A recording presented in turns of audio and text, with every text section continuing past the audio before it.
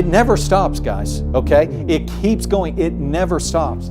As you move into an influencer and a team builder or a lead or a supervisor or a head or a captain or something like that, some specific name that you may have, a position title that you have, now you're into a whole new level of skills, knowledge, and character that you have to grow in. Clay, I've been in this position for the last year or 2 or 3. Are you gaining skills, knowledge, and character? That's the important piece. If you're not careful, you'll just look at your movement up the ladder as you come up through as just a bunch of work. Okay, I know how to do it. I know how to do it. I know how to do it. Let's move on. It's not just about knowing. It's about expanding. It's about increasing your sphere of influence. There's so much more than just figuring out the task. So as you are moving up through these different levels, skills, knowledge, and character. Even in the companies that I have in each of the companies, we've got for each of the levels, in each of the boxes. This is the skill you need to have. This is the knowledge you need to have. This is the character that you need to have. And so when people say, hey, I want to move up, I want to be promoted, we go, okay, well, let's talk about these skills. Can you do that? Not really. Okay, bam, you're done. You can't move there until you have these skills. I'm not one to hire somebody into a promotion and then train them. I want them to already be functioning so that when they step in, they don't lose step. Things don't slow down. We don't have that learning curve and then we gave you the job and everything sucked for a while and then you got better. It's learn it at this level so you can then move to the next. I promote when I see. It's very important for you as a worker to bust out of the status quo, bust out of what everyone else is doing and become that star worker. As you become that star worker that has learned how to build relationships, now people are following you because they know you and they like you. And because you have a level of production, you have a level of results in the company because you're a great worker that they can respect. And now the movement to begin to invest in others becomes a lot smaller step for you. It's very important as we come forward. So here's the question for you. Who's following you right now? I want you to take a moment. Write down 2, 3 names. 1 name, if you can. 5 names. But the question is, who's following you? Who are you influencing in your company right now? We're talking about winning in the workplace. It can be very easy, and many, many people do this. They get a job, and they stay at the worker level. They get a job, and their primary focus, keep the job. Don't lose the job. You know, that's their focus. Keep the job, keep the job, do the job, keep the job. It's what we do. But with you, you have bigger aspirations for that. You want to begin to move forward. You are interested in leadership. You're wanting to move up the pyramid of production mindset. You're wanting to move up in your organization. You know, it's just interesting. As you move up, there tends to be more and more money as you move up. Okay? Simply because there's more and more value as you move up the company. So a question for you. Who are you influencing? Have you moved into this level? Who has given you permission? Has there been anybody? Because there have been several sessions that we've had where that's been your homework. Identify and begin to build those relationships. Is it happening? It takes time. Once again, we're in the timeline here of influencing. It doesn't just happen overnight. You don't just go read a book and then go to work on Monday and say, okay, you, and you are going to follow me. Check and move on. It takes time to build this. It takes time to expand in each one of these areas. And you probably will find that as you come forward in each one of these, it's probably not going to be one of those things where you are like on a scale from 1 to 10, you're a 10, 10, 10, 10. You're going to probably find that one of these areas continues to be a struggle for you. For me right now, it's probably this one. You know, showing that care. I really care about people. Because I can go here really quick. Lead and manage. Get her done. Let's talk about inspiration. Let's talk about here's the vision. Here's where we're going. Now it's time to do your work. Do your work. Clay, I just don't really feel like you care about me. You know, I've had to grow so much in this area. It hasn't been easy. I've had to grow so much. Also in this management area, I've had to learn quite a bit because I grew up in an environment of leaders. I grew up in an environment of vision, how to inspire people. But man, did I have a poor work ethic, and I didn't really know how to manage very well. So these are all areas and they're all just kind of in all different areas. It's not like, okay, I'm done here, now I go here, and I'm done here, and I go here. It doesn't work that way. You're kind of all over the place.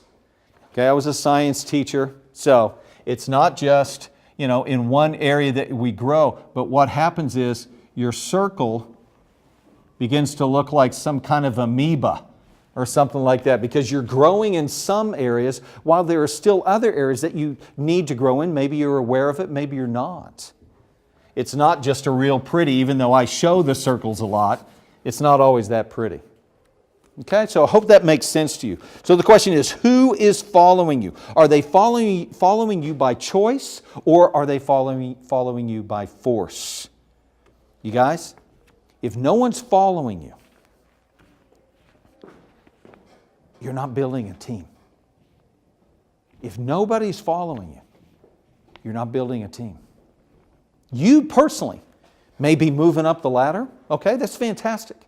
But you're not building a team if nobody's following you. If you're not influencing people, nobody's following you.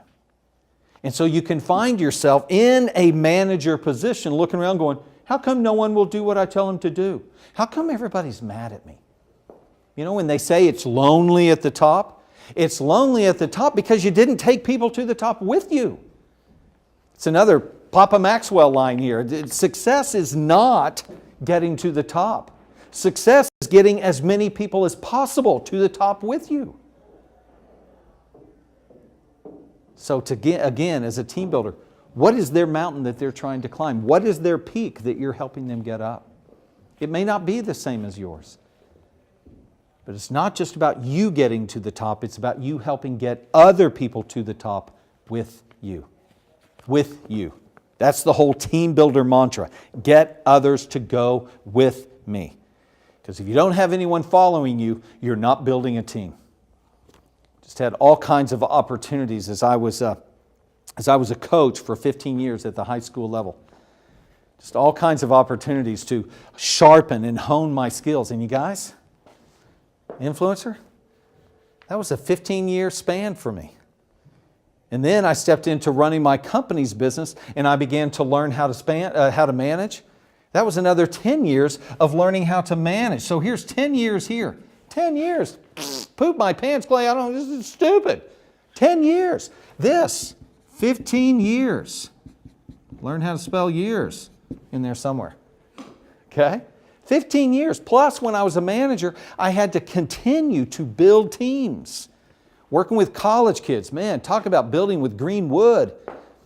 Working with those 19, 20, 22, right in that age group right there. Whoosh. You feel like things are going really good. You're doing all the personal development and everything. And then all of a sudden, hey, I think I'm going to spend a year in Bangkok. It's like, okay, where does that fit? Just new ideas come up. But this just takes time. And it's not like it's ever over. Because your sphere of influence continues to expand, continues to expand, continues to expand. As you begin to have more and more of an impact here on earth. The way you were designed to have an impact here on earth. So, what we want to be able to do here at this level of team builder is once we have proven ourselves as a great worker, we want to now pass our awesomeness on to the next people, on to the next person. But again, if you don't have awesomeness here, you don't have anything to pass on. If you just got a bunch of griping and complaining, and finally people moved you here, nobody wants to hang out with you because you're a griper and complainer. All right? Or if you're a moocher, if you're an Eddie Haskell, nobody wants to follow you because you're just a moocher. You're a brown noser. Guys, it's obvious.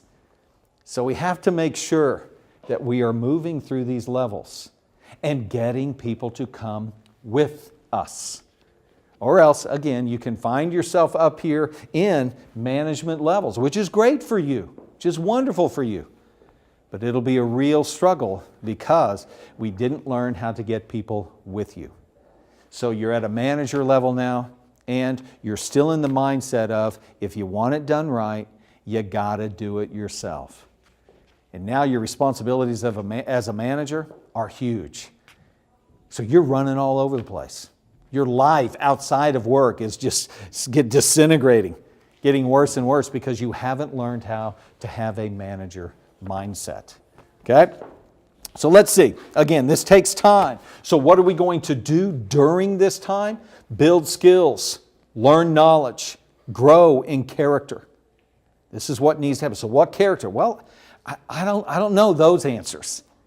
Kind of depends upon where you're weak and where you need to grow and what it is, your design, your destiny, what character needs to be there for you to fulfill. I was just talking with a guy last night that has been, actually it was just this morning. Man, it's been forever ago. Just this morning. There's a big difference between success and fulfillment. It's very possible to be successful and not feel fulfilled. But I promise you, when you feel fulfilled, you will feel successful. So if we do just focus on personal success, you won't have a measure of fulfillment that you thought was going to be there at the top of the mountain. It'll be very disenchanting. Been there before. It's unfortunate.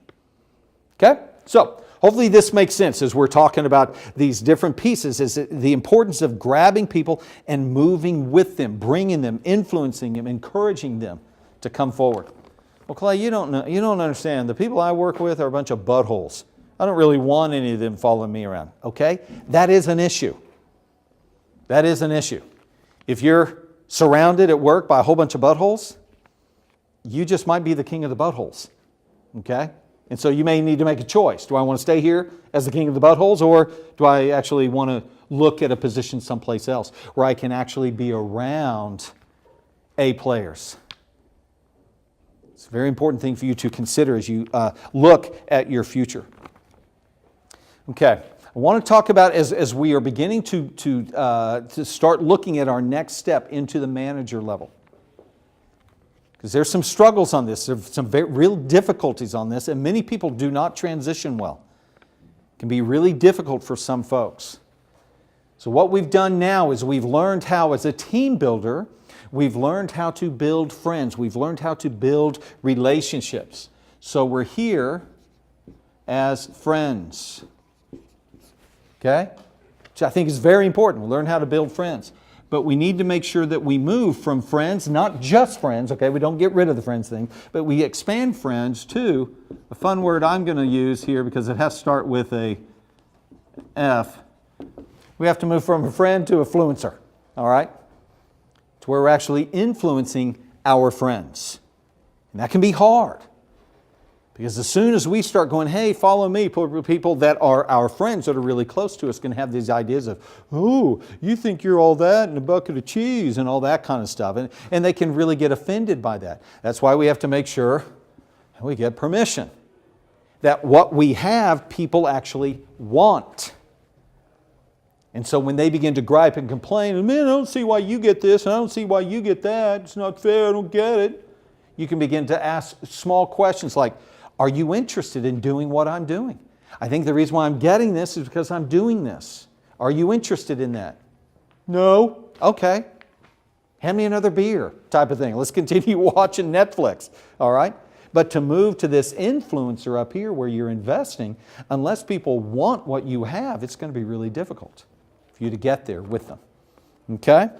So we're increasing our sphere of influence. Now here's what's going to go on. As we move from team builder to manager. Now again, we've come to our 8th session. We're done with our team building. It could be very easy. Man, I'm putting in the next disc. I'm going right to the next video. We're going right to the next step. I'm learning about management. You guys, it just doesn't work that way. It takes time to grow in each of these areas. I'm 52 years old, coming on 53. There is still so much that I'm learning in each of these levels. Because when I move up a level, I learn, oh my gosh, there's a whole new level of work that I need to learn how to do and begin to master. There's a whole new group of people that I need to influence. There's a whole new level of management of all of the responsibility that I have. Again, down here at the bottom, the worker, I kind of like have one job that I do. But as you move up, now you have to do a job, but you also have to be over several other people's jobs, watching what they are doing. There's just a lot more responsibility there. It takes time. Leadership, there's just new levels of leadership as you move up that we have to learn more and more and have to grow in as we expand.